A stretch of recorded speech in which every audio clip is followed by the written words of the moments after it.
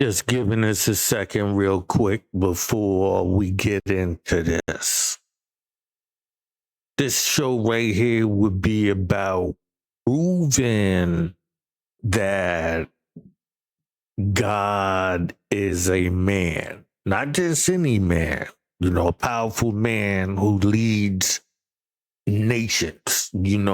He's rules an empire, an emperor, something even higher than a king, right? And this is God. That's how we have the show about Jesus and Julius Caesar and Augustus being the God and Jesus of the New Testament. So what you're learning here in this show would be about the origins of the God science, right? The logic behind this system of God and how it's spread throughout the community. We won't be touching on the spreading part, but we will be talking about what makes a God, right? So for this again, I'ma slide up out of here and I'ma just let the slides and do the talking.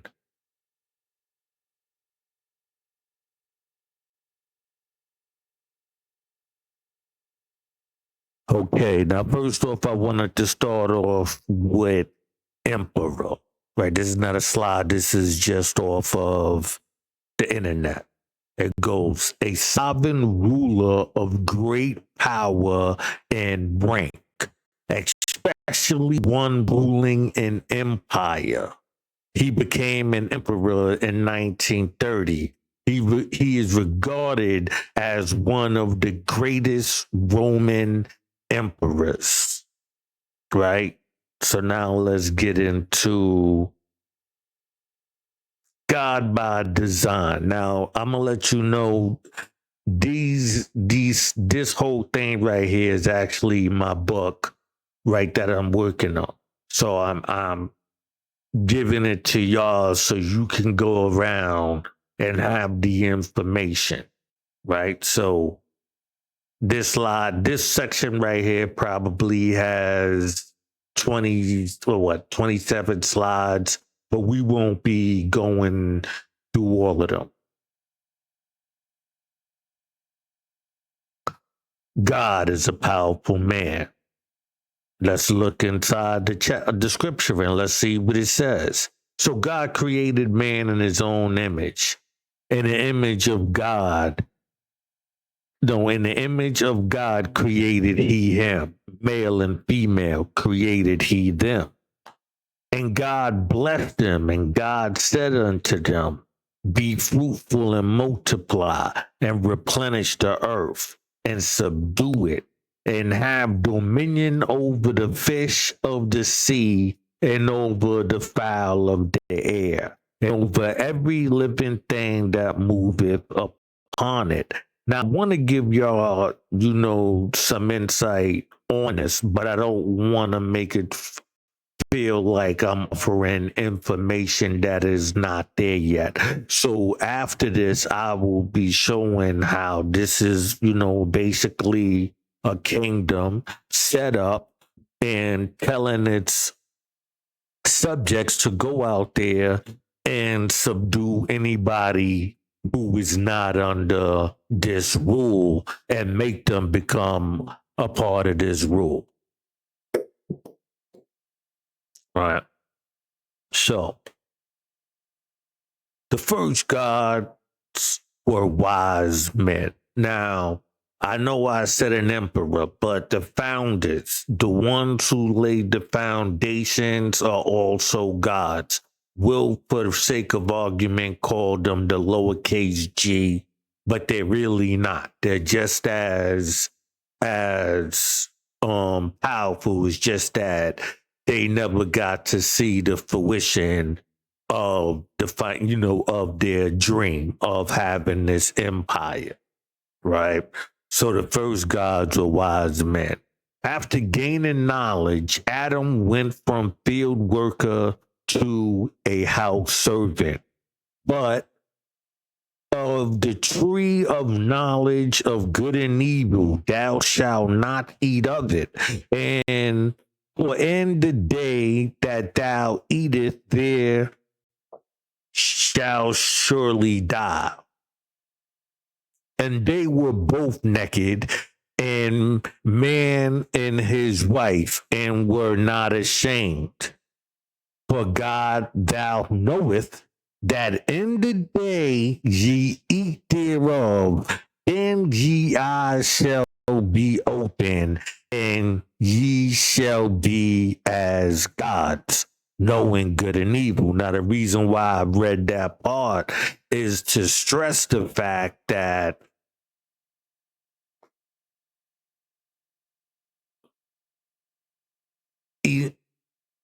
inside the Bible, the first God is Adam, right? Adam ate the fruit, he had knowledge, and he became a God. Now, this God is Enlil, the founder of, a system, right?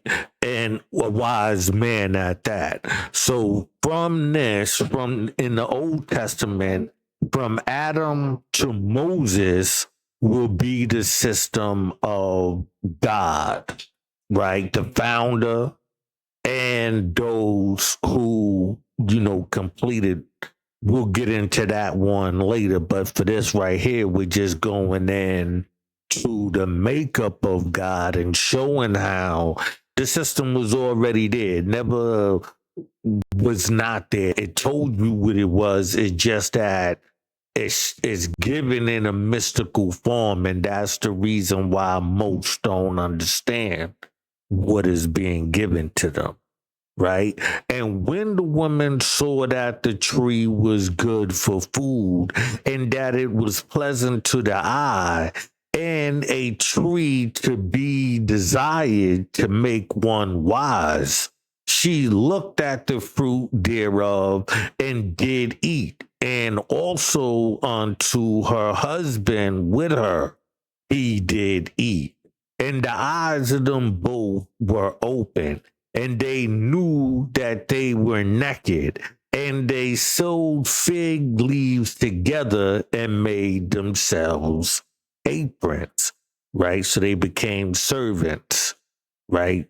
This is why the apron, because, and this is inside the King James Version, mind you, because it say different things in different Bibles. Now, the reason why I use the King James Bible is because their system is the one set up to the Luciferian system. And we'll be touching that in another show, just not this one right here, but to give you the heads up. Now, we will be addressing these things about Adam being Enlil and how this is the founder from Enlil to Sargon the Great. And this is the God of the Old Testament. But we will be proving that later.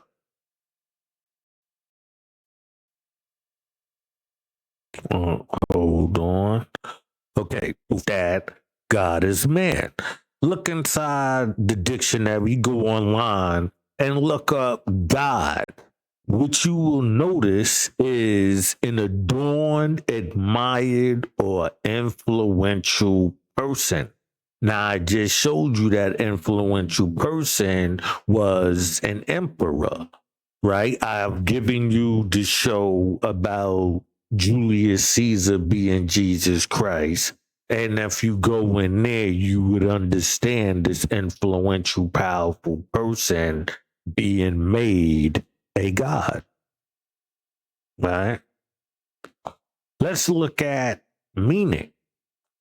Look up the word Gomar, Hebrew meaning, right? Because in the 5% nation, you'll hear them say Gomar as Dubar, but they'll tell you that those are Greek words, but they are not Greek words. They are actually Hebrew words. So look up those words in Hebrew and see what you get. Now, Gamar means to complete, to finish, to bring to an end, or to accomplish.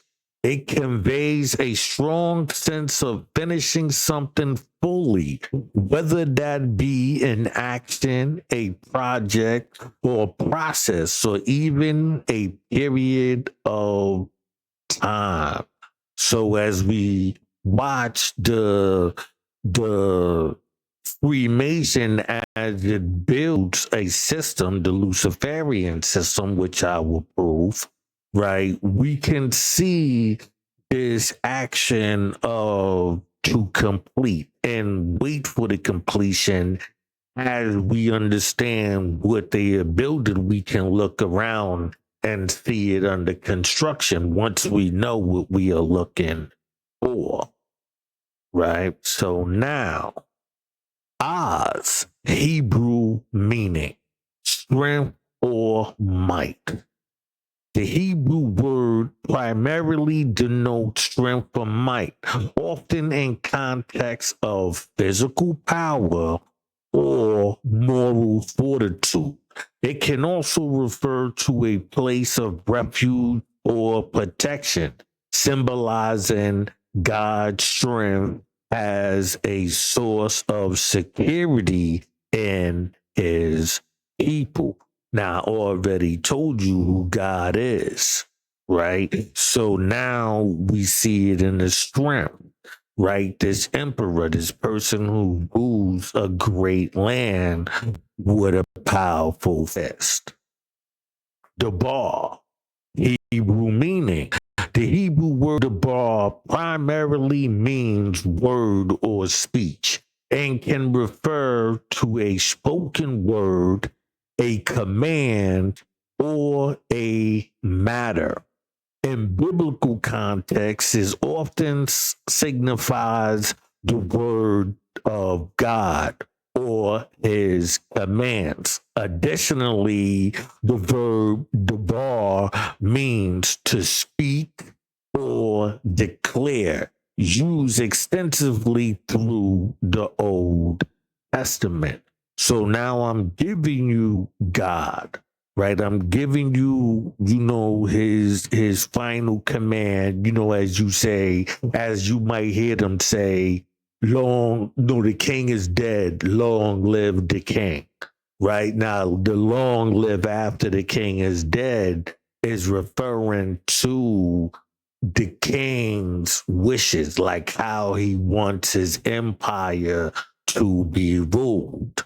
So when I say that Julius Caesar and Augustus is the God and Jesus of the New Testament, and if we take Gamar Oz Dubar and we put it alongside that, we should again start to see God.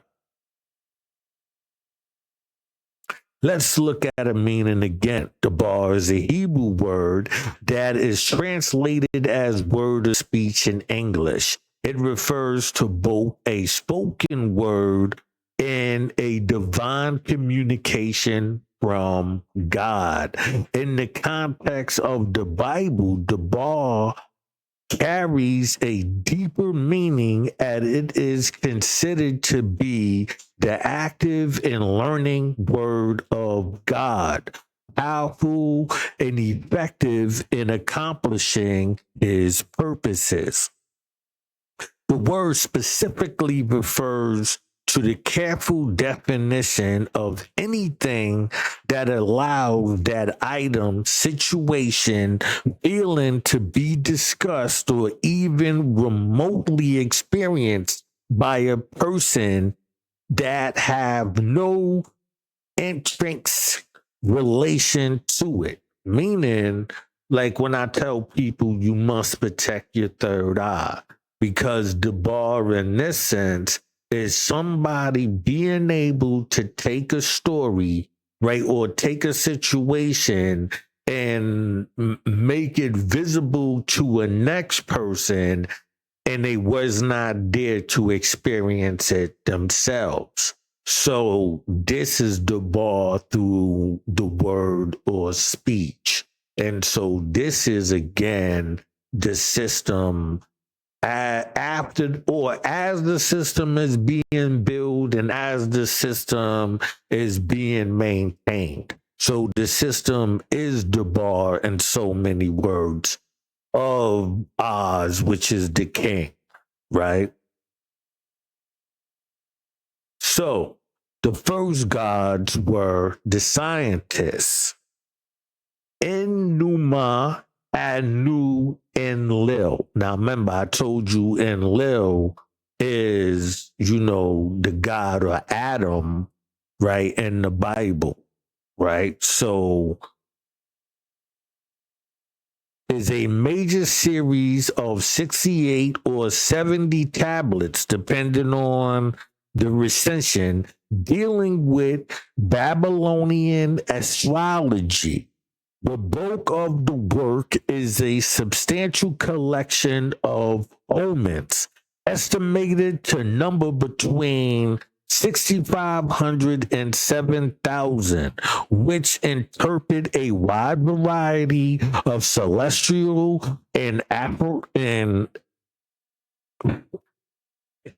I'm sorry, I don't know why I'm messing up today. Atmospheric phenomena in terms relevant to the king and the state. So the king, as you know, we can watch those movies back in the days, and in these movies, right, you see these I'll call them wizards, right? Those who understand nature, right? And because of these certain things happening, it could dictate whether or not the king can go to war, whether or not it would be famine in the land. Right now, some of it was bogus, while other parts of it were based on actual science. Now, because of that science, it allowed, and because the people were not readily available to knowing this stuff as we are today, right? So the information then was used to dictate to people. Now, information or misinformation is the way, society is dictated. Sumerian religion, cosmology. The Sumerian envisioned the universe as a closed dome surrounded by a primordial saltwater sea. We hear that today with the flat earthers. Why?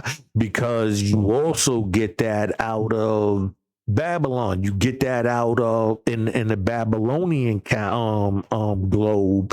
You also get that out of the Jewish system because they're all related.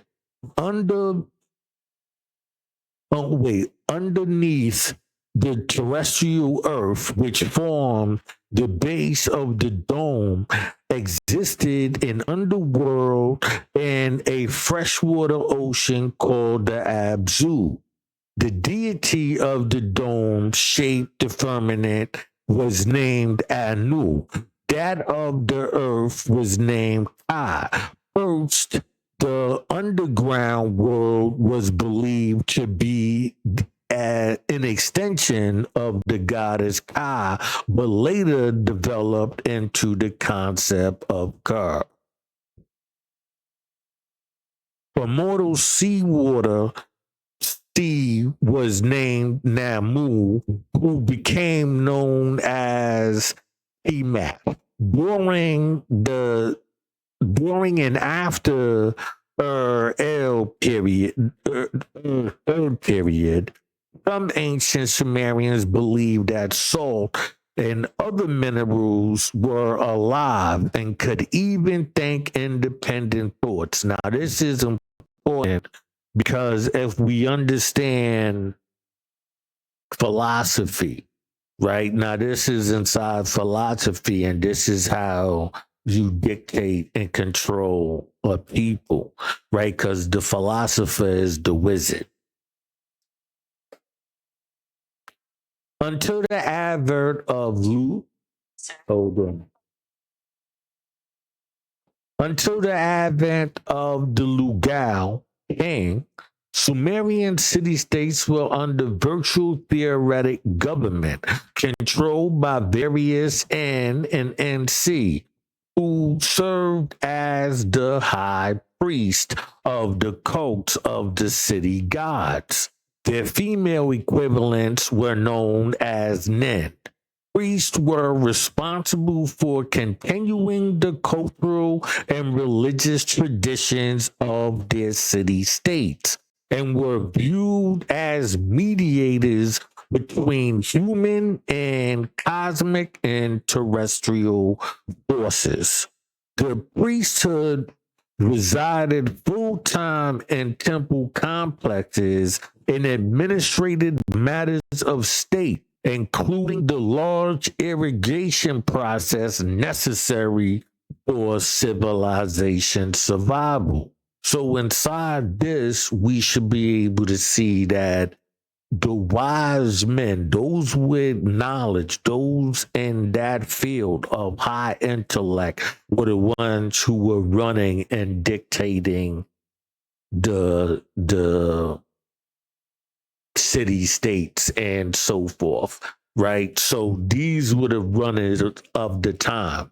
Then deified king. Some cities in Sumer had periods where their kings were worshipped as gods. And occasionally, these times spread to all cities in the region. So when we say that emperors were gods or kings who ruled over a vast land, we would call those lowercase g's until we get to the big G, the one who brings all of those little sections under its rule. Theoretic, relating to or denoting a system of government in which priests rule in the name of God or a god. In the Sumerian city-states, temple complexes originally were small, elevated, one-room structures. In the early dynastic period, temples developed raised terraces and multiple rooms. Towards the end of Sumerian civilization, zaggurats became the preferred temple structure for Mesopotamian religious centers. Temples served as cultural, religious, and political headquarters until approximately 2500 BC with the rise of military kings known as Lugals, man, big, after which time the political and military leadership was often housed in separate palace complexes. So now we're seeing when, Oz, the strong, became the gods. Those who were the ones who took vast lands and put it under one rule, right? That's Lugal, big man. King James Bible. And he had a son whose name was Saul, and a choice young man and a goodly. And there was not among the children of Israel a goodlier person than he. From his shoulders and upward, he was higher than any of the people. Big man, Lugal. Saul became king because of his striking physical appearance, being head and shoulders taller than any of the others. His height was a symbolic representation of his stature among the Israelites, reflecting the people's desire for a leader who fit the mold of royalty. Now that's important again, because even in the Bible, it breaks down this lugal and how you get it, right? So, when you see, somebody falling in line to the big man, that's just, the foundation of something, right? We can see that with gang activity and many other things.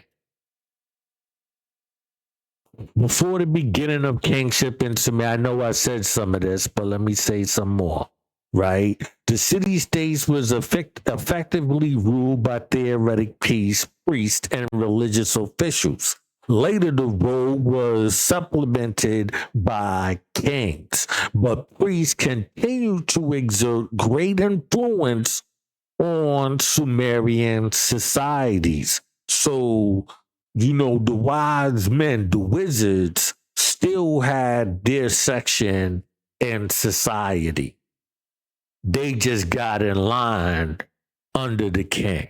In early times, Sumerian temples were simple, one-room structures, right? I read that. The Sumerians believed that the universe had come into being through a series of cosmic births, such as gods. First, Namu, the primordial waters, gave birth to Ka, the earth, and Anu, the sky, and made it together and produced the sun and Lil, Adam, right? And Lil separated heaven from earth and claimed the earth as his domain, right? Now, I will, through this, I will prove that, Adam is in Lil. Well, actually, I got shows on it, talking about, if you ever see the movie Black Adam, and it's about Enlil.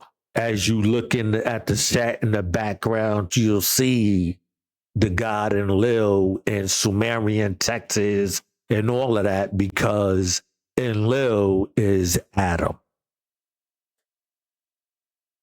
Nepal, right?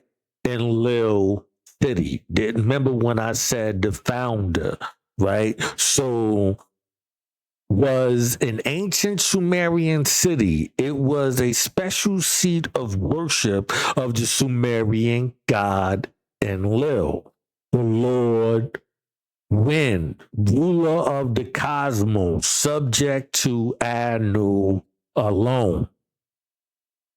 When we look at the Old Testament and we look at the first 6 days, and it's breaking down the sciences, right? And so these sciences then go to Enlil, who also took Adam, who also took the time to name the animals and all of that, because he was a wise man, subject to Anu alone. Nepal was located in modern Nepal, 5 miles north of Afak, right? I'm not, whatever. It's in Iraq. It is roughly, what is this, 2 kilometers south of modern Baghdad. We don't need to see any more of that. Nepal never enjoyed political harmony in its own right, but its control was critical, as it was considered capable of conferring an overall kingship on monarchs from other city states. So this is where you come to be crowned as a king, because this is the founding of that system.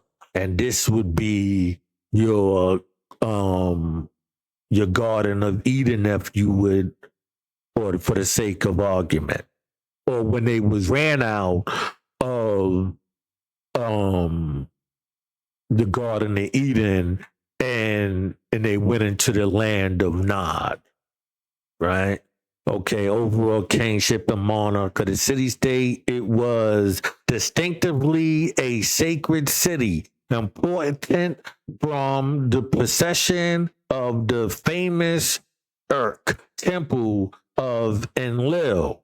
Son of Enlil also had his main cult center in Exia temple in the city-state. According to Tamul Chronicles, and I'm not getting the name right. An early ruler of Kish was the first to build up his temple. His influence over Nepal has also been detected archaeologically.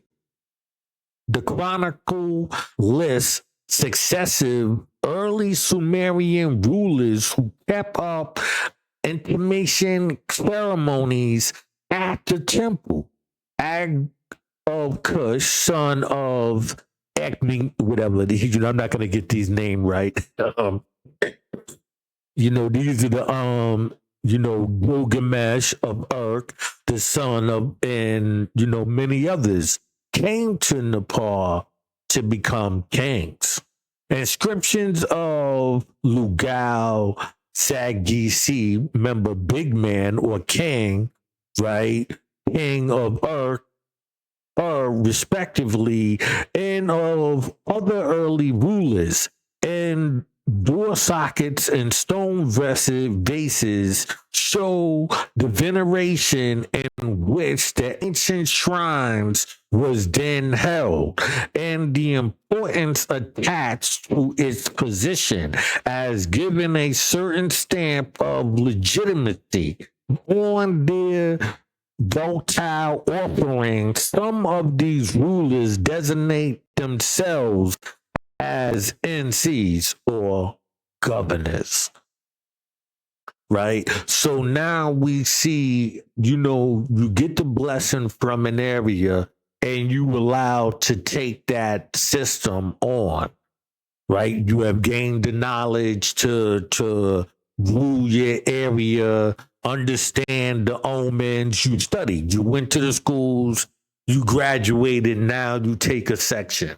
After a while, that section became ruled by a Lugal, a king. The majority of Sumerian deities belong to a classification called Anu, offspring of An, whereas 7 deities, including Enlil and Enan, belong to a group of underworld judges known as the Anunnaki. Offering and I during the third dynasty, the Sumerian pantheon was said to include 60 times 60, 36,000 deities, meaning they had a lot of people, right? So when we talk about gods of the Old Testament and we hear the lowercase g, we're talking about all of these individuals who ruled their city states under the Lugal. Enlil was the god of air, wind, and storm. He was also the chief god of the Sumerian pantheon and the patron deity of the city of Nepal. His primary consort was Enlil, the goddess of the south wind, or Eve, right? Who was one of the patron deities of Nepal and was believed to reside in the same temple of Enlil. Netria was the son of Enlil and was worshipped as the god of war, agriculture, and one of the Sumerian wind gods. He was the patron deity of Gersu and one of the patron deities of Lagesh. Sumerian cities each had their own god, but acknowledged the supreme in Lil. So God, as I told you, in this sense, is those who dictated and controlled how the city was operated. Now, with that being said, we understand that it's the wise men, also Lugal, but not the big Lugal, but somebody who was setting up the structure. King James Bible, as I told you, which I use, Exodus 15:3. The Lord is a man of war. The Lord is his name. You see, so even in the Bible, it tells you that man is a God or God is man, king, right? Those who rule and over people. And we're not talking, somebody who might think he runs his household and he's talking about he a king. And we're not talking about that nonsense. We're talking, numbers. If you got numbers underneath you, and we'll get into that on a little note, but just giving you an understanding of how to acknowledge a God or how to even become one, right? Become a founder of something, lay the foundation, and then have it continue beyond you. And, you became a minor God. And we'll get into that later. Lugal, Sumerian. And the Sumerian term for king, ruler, literally the term means big man. In Sumerian, Lu is man and Gal is great or big. It was one of several Sumerian titles that a ruler of a city-state could bear, alongside N and NC, the exact difference being a subject of debate. A sign eventually became predominant logograph for king in general. In the Sumerian language, Lugal is used to mean an owner, a boat or field, or a head of a unit such as a family. So when we talking about now in the small tense, Lugal, is to your own family, right? You're supposed to be the head of your family, but that's even though they stay as far as king, a big man, that is not a god. You might be the ruler of your household, or you believe you are, right? And I'll prove later that no, that is not the case. Lugal, NC or N. There are different theories regarding the meaning of the title Lugal and third millennium Sumer. Some scholars believe that a ruler of an individual city-state was usually called NC, and a ruler who headed a conferency or larger dominion comprised of several cities, perhaps even the whole of Sumer, was Lugal, right? So as we see again, we see Lugal, the real, as the king. The function of such a Lugal would include certain ceremonial and cultic activities, abbreviations and border disputes, military defenses against externals. There are different theories regarding the meaning of the I think included in let's see, activities, border disputes against external enemies. And once the Lugal has died, the eldest son must take over. So as we see how kings do it, right, we can see the same thing. The NC of Lagash would sometimes refer to as the city patriarch, deity, Negifshu, as their lugal, master. All of the above is connected to the possible priestly and sacral character of the title and seed. And then especially in latter terms, continuing to designate priest in subsequent time.